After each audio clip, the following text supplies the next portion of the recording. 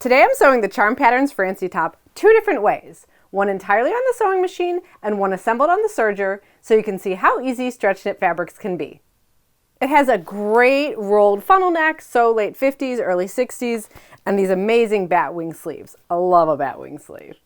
It's also a super approachable pattern. There's only 8 seams and 4 hems, making it really fast to sew. I'll be using two very different fabrics for two completely different looks, so you can see how flexible this pattern is.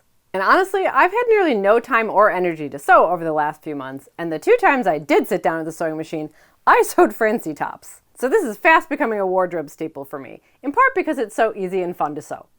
Let's start with the fabric. Just like a pattern for woven fabrics, patterns for stretch knits will tell you what type of fabric is best. This particular pattern calls for light to medium weight stretch knits with about 50% stretch. So if you take 4 inches of fabric, you should be able to pretty easily stretch it to 6 inches. If you're buying online, fabric listings will often tell you what degree of stretch they have, but sometimes they'll just describe it. For my first 2 Francies, I used cotton spandex blends. This one that I made was in a pretty lightweight cotton spandex jersey, and the other one, which I've since packed away since it was for Christmas, was in this fabric, which is more akin to, say, a nice t-shirt weight. This pattern also says you can use something more stable like a ponte knit or a French terry if you size up, so it's a pretty forgiving pattern.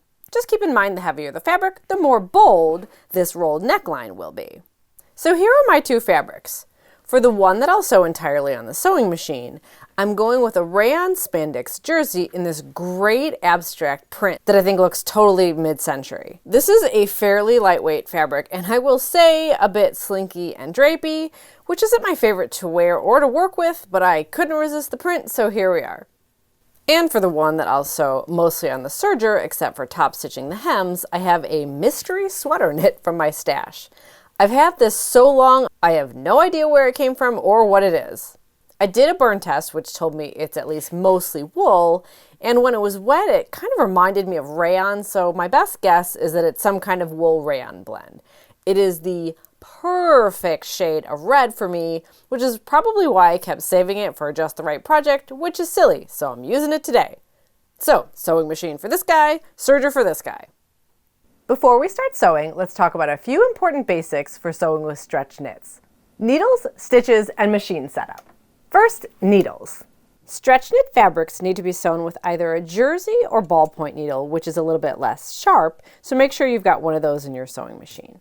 And I also highly recommend using a walking foot to help prevent wavy seams, and I have a whole video with tips on using one. I'll link it in the description. It can also be helpful to turn down the tension on your sewing machine when sewing with stretch knits too. And next is stitches. If you're sewing your garment entirely on the sewing machine, like I am for my abstract fabric, use a zigzag stitch to sew your seams and to top stitch your hems. A straight stitch just doesn't have enough stretch for stretch knit fabrics, so when you stretch the seams like you're putting the garment on, you may pop your seams.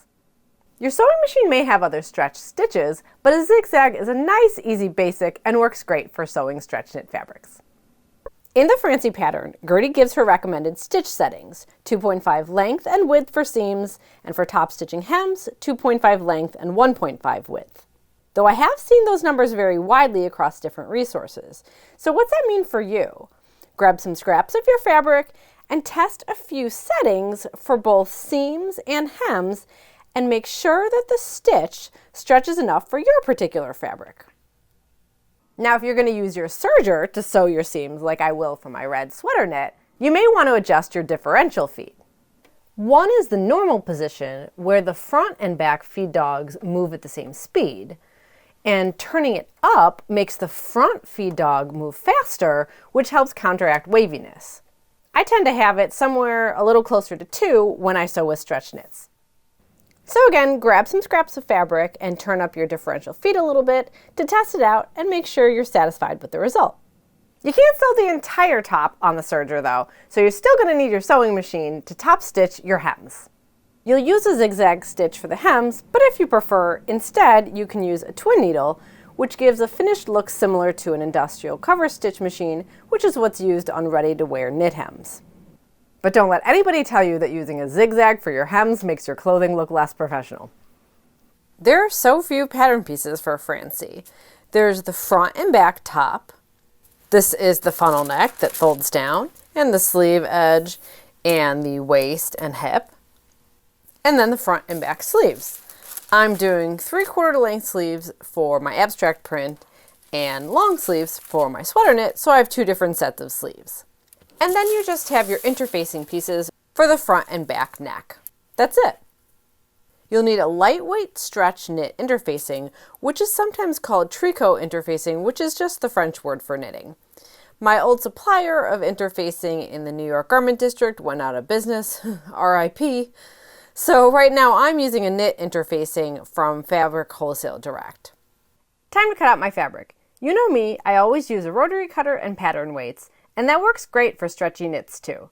My rayon jersey stayed nice and flat and didn't squiggle around when I cut it out. Then apply your interfacing to your neckline and mark the dots. I do also mark which is front and back since it's hard to tell. First, we'll sew the sleeves to the body. There's only 8 seams in this pattern, and 4 of them are just sewing the sleeve to the body pieces. Simple. One of the fun things about sewing with knits is that sleeves are so easy. These are just a drop sleeve, so easiest of all. Just pin the front sleeve pieces to the front body and pin the back sleeve pieces to the back body.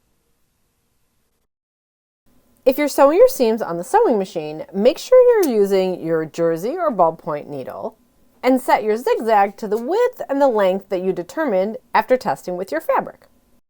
And I'm also using my walking foot. Now just sew your sleeve seams, back stitching at the beginning and the end, just like with a regular straight stitch. You don't actually need to finish the raw edges of your seam allowances for knit fabrics, so just trim them down. If you're sewing your seams on your serger, we're going to both sew the seam along our 5/8 inch seam line and trim off the excess at the same time. So make sure the blade on your serger is engaged and that you know where the 5/8 inch seam line is on your serger. On mine is this big one right here. And go ahead and serge your sleeve seams. Be extra careful not to sew over any pins, of course. I like to stop at the very end of the seam and then lift up the presser foot before I finish the serger thread and pull it away. It helps prevent as much stretching, which sometimes happens at the end when you're sewing a seam on the serger. Either way you attach them to the body pieces, press your sleeve seams and press the seam allowances towards the sleeve. I also recommend a prep step here, giving your sleeve hems a memory crease. Check out my video on hem pressing tips where I cover this one too. I'll link it in the description. Just fold up your sleeve hems on the 5/8 inch hemline and give them a light press. That'll help when you hem them later on. Next up is sewing the shoulder seam, which is the long seam down from the funnel neck, pivoting at the base of the neckline at the dot, and then across the shoulder and sleeve seam. Notice that the funnel neck has a bit of a point at the halfway point, and that's where you'll fold it down into position. Go ahead and pin the entire front body unit to the back body unit from the raw edge at the top of the neck down to that pivot point where the neck meets the shoulder and across the top of the shoulder and sleeve. If you're sewing your neck and shoulder seam on the sewing machine, with your zigzag, sew from the top of the neck to the dot at the halfway point, pivoting slightly, then down to the dot at the base of the shoulder, pivoting again, and sew across the shoulder and sleeve. Trim down the seam allowances and clip to the stitching line at the pivot point of the neck and also at the seam allowance at the fold line. Full disclosure, I didn't even notice that the pattern said to notch it here at that halfway point the other 2 times I sewed it. If you're sewing your seams on the serger, I've got 3 easy tips for you here. First, when you pin this seam, it's almost impossible for the sleeve seams from the front to the back to stay lined up on the serger. So if you want to be more precise, it's a great idea to baste it first with a long basting stitch on the sewing machine, which I have done. Second, since we're serging this and trimming off the seam allowances, we can't later notch into the seam allowances at this dot at that fold line for the funnel neck. So instead, just draw a little line further out from that so you'll be able to see where that fold line is later. And third, I'm going to recommend something a little bit different for sewing this seam if you're using the serger. It's helpful for this pivot point at the base of the neck to be pretty sharp when you fold down the neckline. And you can serge and trim an inner corner if you clip it first and pivot just right, but particularly since we're trimming down our seam allowances at the same time, let's just make this easier on ourselves. So this is how I do it. On the sewing machine with a zigzag stitch, I just sew about an inch along the seam line in the funnel neck to the dot and then pivot and then sew just about another inch or so. So I've done that short little pivot point on the sewing machine here. Once you've done that, clip to the stitching line at the dot. So now instead of serging and trimming the neckline and the shoulder seam in one go, we'll do it in 2 passes. So you'll just do the neckline down to that clipped point here, and then from the clipped point down the shoulder seam. And when you're serging the neckline, when your knife blade gets to the dot at the fold line, lift up your presser foot and pivot the fabric and just keep going to the notch we cut at the base of the neck.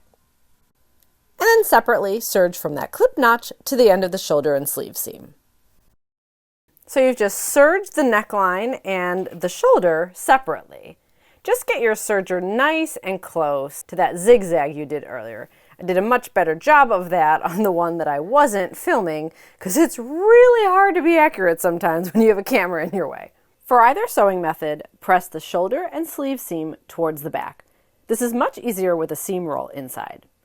Then if you're assembling on the sewing machine, the pattern has you press the neck seam allowances open. But if you're using a serger, they should go in opposite directions, starting at the neck fold. But since you can't notch into the serging since it's right on your seam line, honestly, I just don't worry about this and press it towards the back. The pattern would have you sew the side seams next, but here's where I'm swapping order of the next 2 steps. I much prefer to finish a neckline with the side seams of a garment open instead of when the whole body is closed up. I do this for almost any garment I sew when it's possible. So we're going to sew shut the funnel neck next, and this will be exactly the same whether you're assembling on the serger or on the sewing machine, since this step has to be done on the sewing machine only. With the wrong side of the garment out, what we're going to do here is fold the neckline down to the wrong side at that notch point, or if your serger version where you drew a little line, but actually it's really obvious to tell because it's at the widest point of the neck where you're going to fold this down. So you're supposed to match circles here. Remember, we had a dot at our little pivot point, which mine has pretty much disappeared at this point, and then there was a little dot right at the top, but it's pretty easy to tell when you just fold right at that widest part. And you fold the neckline down, and it will come down right basically to where you have your little clip between the funnel neck and the shoulder seam. So we'll just straighten this out a little bit. And you can see this is really quite easy. We'll be using a zigzag stitch to sew shut this neckline, just like our other hems, since basically this is just a great big hem. But don't worry, you'll never see that stitching line from the right side of the garment, since this funnel neck will fold over it. But here's a tip first. Since there aren't any bust darts, it's basically impossible to tell the front from the back of this top, so I like to sew in a piece of ribbon as a tag of sorts into the back neckline, and I've made sure that this is my back first. So just pin it or glue it into place like at the center back, and then it'll just get secured when we sew this neckline shut. So pin the neckline to the body all the way around the front and back, and I like to put something flat inside so I don't pin through to the other side. And to give you a close-up, here is the side view where the neckline was folded down, and then you can see that the funnel neck just goes right to that little clip at the base of the neckline. And now in the sewing machine, we're just going to go around this entire neckline, pretty close to the raw edge of the fabric, and sew it shut with a zigzag stitch. I like to line up the raw edge inside the edge of my foot and move my needle position a couple of notches to the left so I can get my stitching pretty close. Now give that a press, and we'll sew the side seams next. And doesn't that funnel neck look good? I gave the upper edge a light press too, and then this neckline will just fold down when you wear it to cover your stitching line. And by the way, this is an example of do as I say, not as I do, because clearly I didn't base that seam intersection very well when I told you about that, but whatever, not gonna worry about it. Now we'll just turn this to the inside out and pin the sleeve seams from the raw edge of the sleeve down to the hem, matching notches and the ending point of the sleeve seams. Speaking of which, that's also a junction where you could baste across the seams beforehand, but honestly it's under my armpit and I can't be bothered. If you're sewing your seams on the sewing machine, sew from the sleeve down to the hem, and this one took a lot more finagling since my fabric was so drapey. And if you're sewing your seams on the serger, with the blade engaged, serge from the sleeve down to the hem. For both construction methods, give the seams a press, and press those seams towards the back of the top. All we have left are the sleeve hems and the hem for the top. So if you were assembling on the serger like I was for this one, say goodbye to it now, since the hems are all on the sewing machine. Remember how I pre-pressed the sleeve hem allowances? This is super helpful for the long sleeve version, like my red sweater knit, because look how small that opening is for my size. But now I just need to fold in the seam allowances back to the inside of the garment and pin that into place. For the hem of the top, I didn't pre-press, but you could. So I just need to press up and pin my hem allowance. I did 3/4 of an inch instead of 5/8 of an inch like the pattern says, just personal preference. For top stitching hems with a zigzag, or really top stitching a hem period, you can decide whether or not you want to sew from the inside of the garment or from the outside of the garment. For those little sleeve seams for my long sleeve top, I'm going to sew from the outside of the garment, but I have to turn the sleeve inside out because it's so small I'd never fit it around the sewing machine. So my sleeve is inside out and I will be top stitching on the right side of the fabric. I'm also not using my walking foot because I can't fit it in here. And top stitching those hems will just be the same whether or not you assembled your garment on your serger or on your sewing machine. Now I've got this super cozy sweater knit version that I will wear a ton with this big bold collar that I love and my drapey abstract print. And because it's so drapey, I can pull the neckline a little bit down more like a cowl neck, which looks great too. When I sew a pattern for the first time that's for stretch knits, I usually sew it on the sewing machine like I did for this one to get a feel for the construction and allow a little more room for adjustments. Once I get the feel for it, then I usually move to the serger. See you again soon with more vintage sewing. Love a bat wing!